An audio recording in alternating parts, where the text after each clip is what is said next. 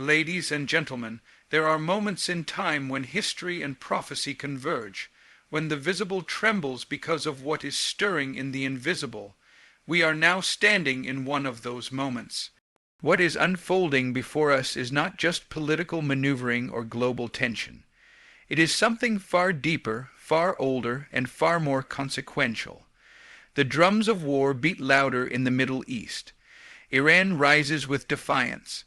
Israel braces with vigilance, and America, once again, finds itself drawn into the center of a storm that is more than just international. It is spiritual. There are leaders who rise not by accident but by appointment, placed into moments of intensity to either fulfill divine purposes or be used in spite of themselves. Whether knowingly or unknowingly, they become part of a drama written long before they ever took office. This is one of those hours. A mission is unfolding, not crafted by human hands, but permitted by the sovereign hand. And one man, known for defiance, boldness, and controversy, now stands at a prophetic crossroads where ancient hatred and divine promises collide. The war on the horizon is not just between nations. It is between the past and the future, between the covenant of God and the rage of those who oppose it. And the time to see, to discern, and to prepare is now. There are moments when time begins to tremble, when history is no longer written by men, but by the unseen hand of the Almighty. We are now living in such a moment. The ground shakes, the winds shift, the storm gathers, and a shadow stretches from the lands of ancient Persia to the covenant land of Israel across oceans, governments, and headlines. What seems political is prophetic. What seems temporary is eternal. And what seems like a man is a mission. The nations rage. Kings and rulers conspire. But heaven is not silent. From the throne of the Most High, assignments are given. Purposes are released. And one man rises again, not by popularity, not by ambition, not by the approval of the crowd, but by the decree of one greater than all thrones. He has been mocked, resisted, impeached, and rejected. Yet he returns. For the mission is not over, the calling has not been lifted, and the shaking has only begun. He is not the author of peace, but he may be the one holding back the war. He is not the voice of heaven, but he may be the vessel through which heaven shouts. Iran, ancient Persia, has awakened. Its leaders speak with the voice of Haman, calling for the destruction of Israel. But they do not know that the same God who overturned Haman's decree is still on the throne. Israel is surrounded by enemies, missiles, and plans in the dark.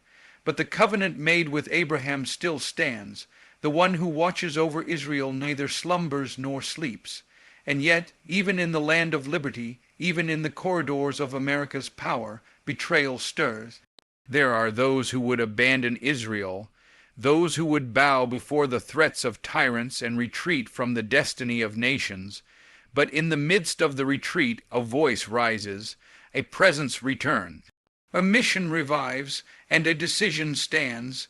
He was the first in generations to recognize the eternal capital, Jerusalem, the first to stand at the wall when others bowed to diplomacy. He tore through treaties made in shadows, and he aligned with the light. He blessed what God had blessed, and now the stage is set once again. The drums of war sound faintly in the distance, but they are growing louder. Iran arms itself with fire and hatred. Israel readies for survival. And the nations prepare to choose. And in that hour, a mission returns, not for popularity, but for prophecy, not to win favor, but to fulfill a purpose. There is a mystery. Why is he being drawn back into the furnace? Why does the shaking intensify at the mention of his name? Because this is not politics. It is warfare. Not of flesh and blood, but of principalities and powers. A mission has been written in the scrolls of heaven. A purpose tied not only to America's future, but to the fate of Zion. This war, if it comes, will not begin with missiles alone. It begins in the spirit, in deception, in compromise, in the refusal to stand. But so also must the resistance begin, in truth, in clarity, in boldness, and in covenant. For what is at stake is more than borders. It is destiny. Trump's return is not political, but prophetic. He is being positioned for a divine mission. Throughout history, God has often chosen unlikely vessels to fulfill his divine purposes. Whether it was Cyrus the Great, a Persian king who did not know God yet fulfilled prophecy by restoring Israel, or Jehu, a wild and zealous leader who broke the hold of Jezebel's influence, the pattern remains the same. When God moves, he does so through those whom the world least expects. In our time there is one who has been set apart, not because he is righteous in himself, not because he is beloved by all, and not because he carries political favor, but because he has been placed on a course that intersects with divine purpose. His rise was not anticipated by the elite, nor desired by the establishment, and yet it shook the foundations of nations. He stood when others wavered. He spoke when others were silent. He moved when others hesitated. But his return now signifies something deeper than elections, policies, or partisanship. It is a return marked by spiritual alignment with prophecy unfolding in our time. The hour is late, and the shaking of nations continues. The foundations are being tested. The alliances once thought unbreakable are fracturing. Chaos rises in the east. Violence burns in the cities. Israel is surrounded. Iran advances its ambitions of destruction. And in this moment of global crisis, a man reemerges, not because of personal ambition, but because the mission is not complete. He was the first in generations to acknowledge what heaven had already decreed, that Jerusalem is the eternal capital of Israel. He reversed policies that empowered the enemies of God's covenant people. He exposed the roots of darkness operating within the gates of government. He dared to speak the name of God in halls where his name had been silenced. And for this, he became a lightning rod. The powers of the world raged against him. Media mocked. Leaders schemed. Spiritual forces unleashed storms.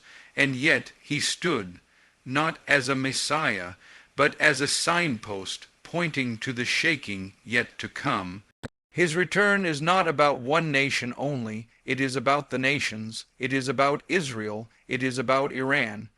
It is about prophecy that stretches from the pages of Isaiah and Ezekiel to the breaking headlines of today. There is a divine script that is unfolding, and those who have eyes to see must look beyond the surface. They must discern the hour, for the mission is not about popularity or policy. It is about divine positioning. It is about standing in the breach when the enemy surrounds. It is about holding back the tide of war until the appointed time. It is about defending the covenant even when it costs everything. For just as Pharaoh rose to oppose Moses, and Herod rose to strike at the Messiah, so too do spirits rise now to oppose the one being positioned. There is warfare in the spirit realm that surrounds his name. There is hatred that goes beyond politics. There are alliances of darkness that tremble at the mention of his return, for he represents a disruption to their plans. He is a delay to their schemes. He is a wall they cannot yet overcome. And while the world debates policies and parties, heaven is orchestrating something far more weighty. The return is not just of a man, but of a mantle. It is the return of boldness. It is the return of clarity. It is the return of confrontation. In the days of Elijah, it was not the prophets of Baal who held power. It was the one who stood alone and spoke truth before the throne of Ahab. And in our day, that mantle has not been buried. It has been passed on, and it waits to be worn again. This divine mission is not about perfection. It is not about the vessel's worthiness. It is about obedience to the call. And the call is one of intervention, of confrontation, of standing in the gap. Just as God called forth Esther for such a time as this, so has he prepared a vessel to return for a purpose that goes beyond human understanding. The shaking is not ending, it is increasing. The enemies of Israel are aligning. The pressure upon the covenant is building, and so the return of this man marks the return of resistance. Not resistance for the sake of power, but resistance for the sake of prophecy. He is being positioned to hold back the darkness for a moment longer. He is being positioned to give space for repentance, for awakening, for alignment. The call upon his life is not casual, it is critical. It is not political, it is prophetic. The warfare surrounding him is a testimony to the calling he carries. The attacks against him are evidence of the assignment he bears, and the voices that rise against him only reveal the urgency of the hour. Iran rises as modern-day Persia, echoing the ancient spirit of Haman against Israel.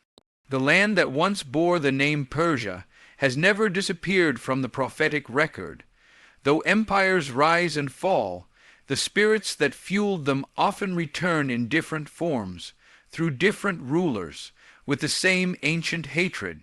The same Persia that was once used by God to deliver the Jewish people through the hand of Cyrus also gave rise to the spirit of Haman in the days of Esther, who sought the complete annihilation of the Jewish people. That spirit has never died.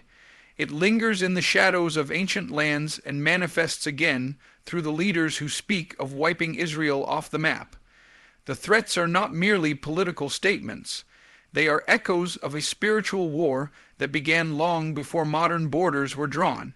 Iran's leaders invoke holy causes and religious fervor, but behind the scenes, something far older and darker speaks through them.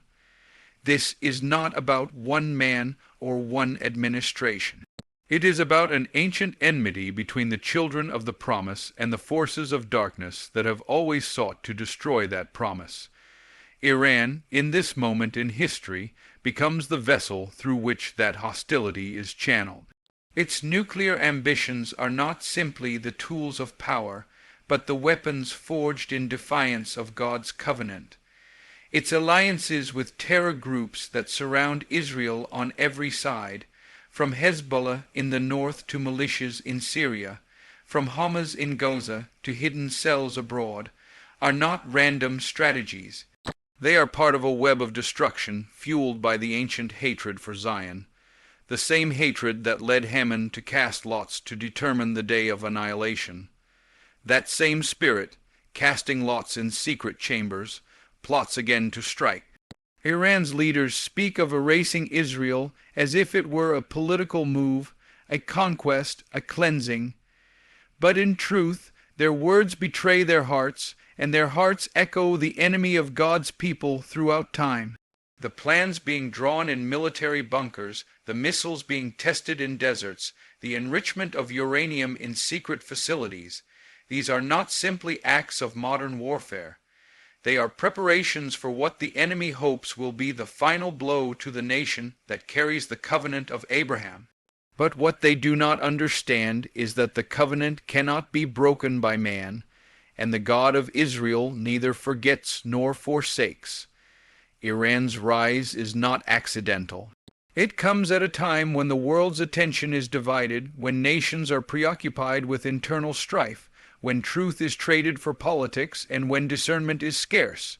In the vacuum of clarity, Iran moved. Like a serpent striking from behind the veil, it senses weakness and seeks to exploit it.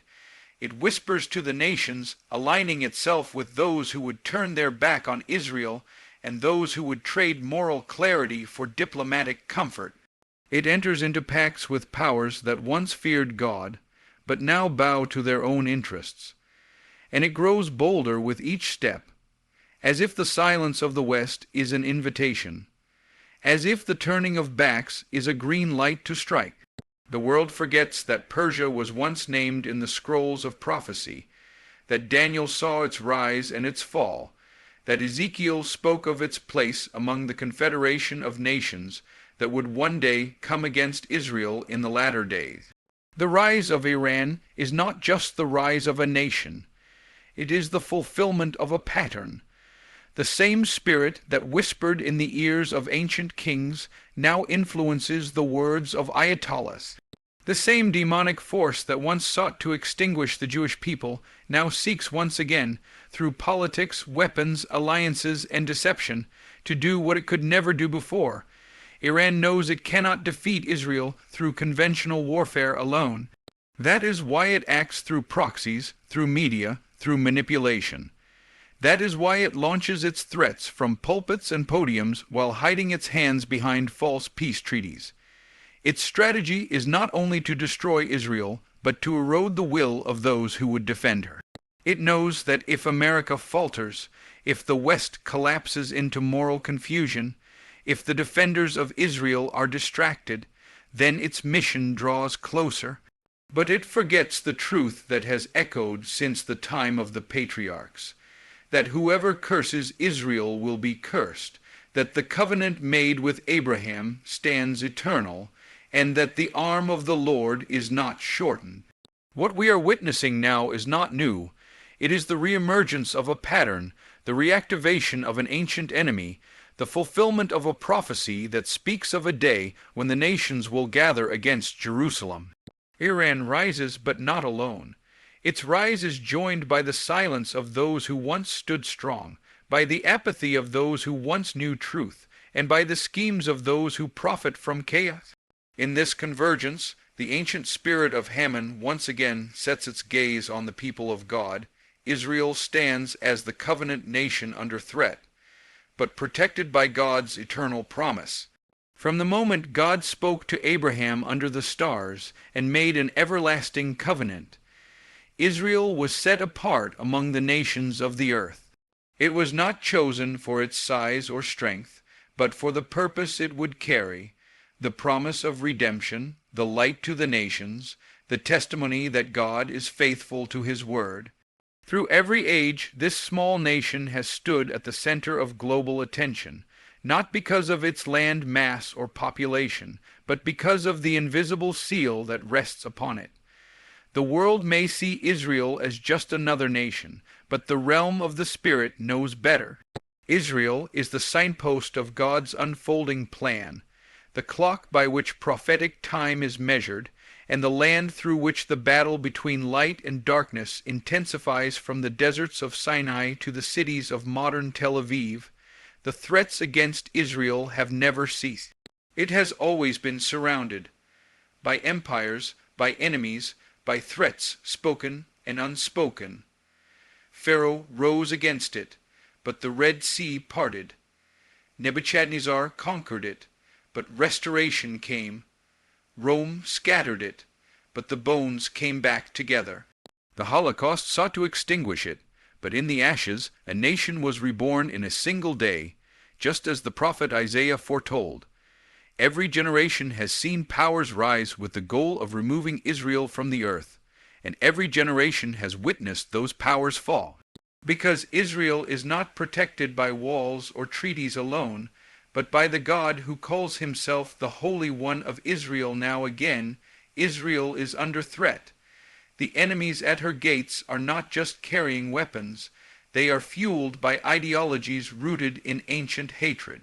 From the north, Hezbollah stockpiles missiles in Lebanon's villages, aiming them at Israeli cities. In the south, Hamas tunnels through the ground and launches terror from Gaza. To the east, Iran plots with fury, enriching uranium and vowing destruction. In every direction, enemies gather, not simply because of territorial disputes, but because they are driven by a spirit that has opposed God's covenant since the days of Abraham. These threats are not just political postures. They are part of a spiritual siege meant to challenge the promises of God himself, yet for every plan formed in secret chambers, there is a counterplan written in the courts of heaven. For every enemy that rises, there is a shield that surrounds. The promise given to Abraham, reiterated to Isaac, reaffirmed to Jacob, declared through Moses, echoed through David, and prophesied by Isaiah and Jeremiah, has never been broken. Though Israel may be shaken, it will not be destroyed. Though it may be surrounded, it will not be abandoned. Though the nations may rage, the one who watches over Israel does not slumber or sleep even now. As leaders debate in the United Nations and powers conspire behind closed doors, Israel remains. Its strength is not in its iron dome alone, but in the dome of divine protection. Its defense is not found only in its military readiness, but in the prayers of its people and the faithfulness of its God. The land flows not just with milk and honey, but with prophecy and promise. Every stone, every hill, every olive tree bears witness to a covenant older than empires, and more enduring than thrones. The world does not understand why Israel persists. It does not understand how a people exiled for 2,000 years returned, revived their language, rebuilt their cities, and reclaimed their land. It does not understand how, despite wars on every side, Israel thrives in technology, medicine, agriculture, and defense. But it is not Israel that accomplishes this. It is the God of Israel, fulfilling his word again and again as the threats intensify. Israel's role in the world becomes clearer.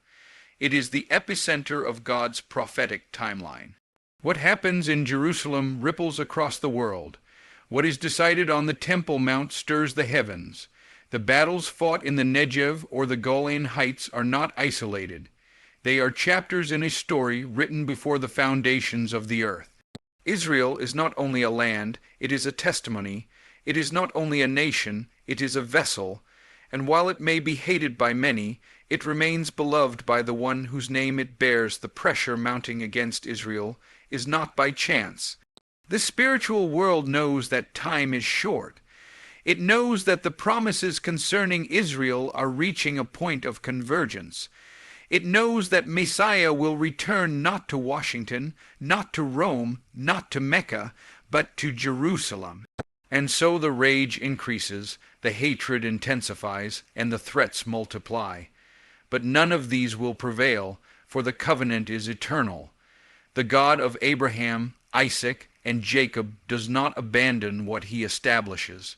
And though Israel may walk through fire, it will emerge again, not consumed but refined. The coming conflict is rooted not in geopolitics, but in spiritual warfare and biblical prophecy.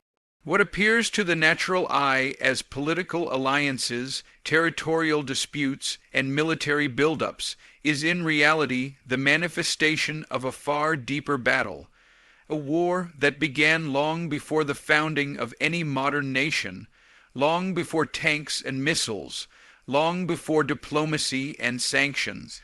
It is a war that started in the heavens, a rebellion that spilled into the earth, and a struggle that has unfolded through the rise and fall of kingdoms.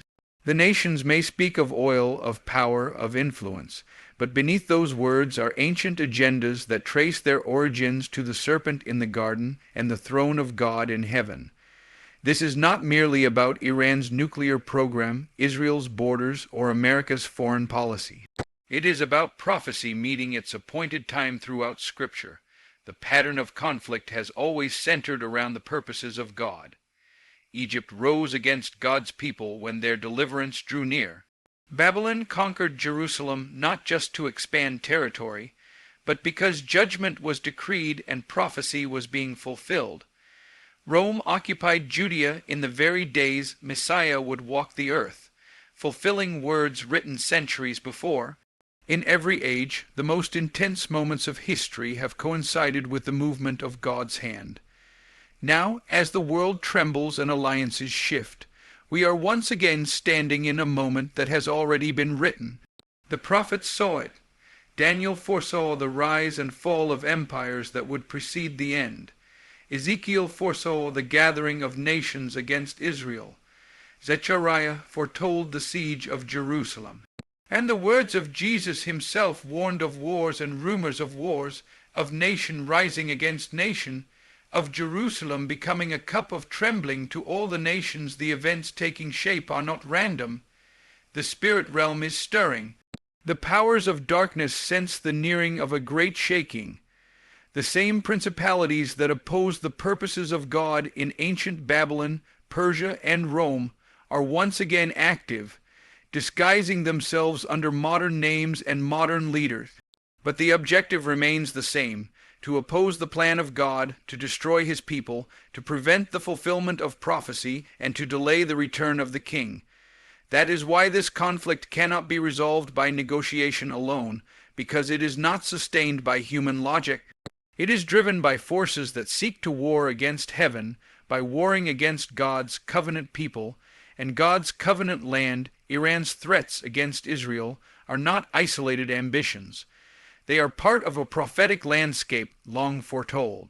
Russia's involvement in the Middle East, China's silent expansion, the instability across the Arab world, the weakening of the West, the moral decay within nations once called Christian, all these are not disconnected trends. They are converging for a purpose foretold by the prophets. The valley of decision is not only a poetic image, it is a real moment in time, and the nations are being drawn there as if by unseen cords. The battle is not only for land or resources, it is for rulership. Will the earth submit to the authority of the Lord, or will it yield to the rebellion of the adversary? Spiritual warfare surrounds every move. Leaders may believe they are acting by strategy, but many are simply responding to invisible pressures they do not even recognize. Demonic forces whisper in the halls of power. Angels are dispatched in response to the prayers of the saints. The heavens are not silent. Thrones and dominions clash, and the outcome of those battles determines what takes place on earth. That is why prayer is not optional in this hour, it is essential. Because the decisions made in hidden rooms are often determined by the cries lifted in hidden places of intercession. The war in the natural is being shaped by victories and defeats in the spirit. The Middle East is not simply a region of conflict. It is the ground upon which prophecy breathes. Every battle fought in the sand, every treaty signed or broken, every missile launched is one more movement in the unfolding drama of redemption and rebellion. And in the center of that ground is Jerusalem, not just a city, but a symbol, not just the capital of a nation, but the footstool of God. That is why the battle always comes back to her. That is why the nations rage. That is why peace seems forever elusive, because Jerusalem is the crown jewel of the story, and the enemy will stop at nothing to claim it, defile it, or prevent the one to whom it belongs from taking his place there as tensions escalate and alliances form. Those with spiritual eyes must look past the surface. The danger is not only what the news reports, but what it does not. The greatest threats are often spiritual, and the greatest weapons are not carnal. They are mighty through God. Prophecy is not passive. It requires response. It requires preparation. It requires a people who understand that they were placed in this moment for such a time as this. The church cannot afford to sleep through this hour. It must rise, discern, intercede, and stand unwavering with the purposes of heaven. Because the conflict that is coming will not be decided by might nor by power, but by the Spirit of the Lord. We are watching the shaking of nations, the aligning of powers, the rising of ancient spirits once thought buried under centuries of history. But what is written shall come to pass. The darkness may roar, the enemies may gather, the threats may increase, but none of it can overturn what God has decreed. Israel will stand. The purposes of God will prevail. And every plan formed against his covenant will collapse in the appointed time. Now is the hour not for fear, but for awakening, not for silence, but for the sounding of the trumpet, not for retreat, but for the people of God to rise. For in the chaos the call is going forth, to repent, to return, to stand firm, and to watch for the coming of the King. Because all that was foretold is converging, and the Lord is not only watching, he is moving. Let the one who has ears to hear, hear. Let the one who has eyes to see, see. And let the remnant not be found sleeping, but burning with truth, unwavering in faith, and ready for the days to come. Thank you